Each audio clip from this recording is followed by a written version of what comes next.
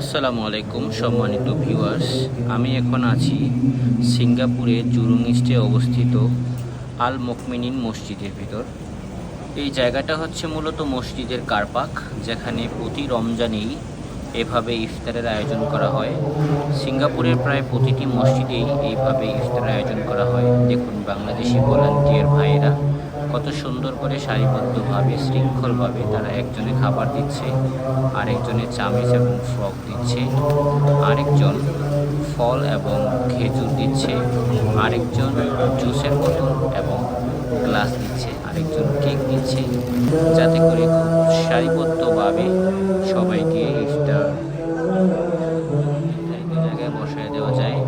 এখানে আরেকটি volunteer team কাজ করছে শুধুমাত্র এই শৃঙ্খলা বজায় রাখার জন্য। যত মানুষই আসছে তারা একেবারে শেষ মূলা গিয়ে বসে পড়ছে, আর যারা বৃদ্ধ তাদের জন্য চেয়ারের ব্যবস্থা আছে। সিঙ্গাপুরের প্রতিটি মসজিদে এভাবে রোজার সময় প্রতিটি রোজায় যেন উৎসব মুখর পরিবেশে ইফতার করানো হয়। আমি মাঝে মাঝে প্রায় যদি সময় পাই তাহলে আসার চেষ্টা করি এই সুন্দর মুহূর্তগুলোর সাক্ষী হওয়ার জন্য।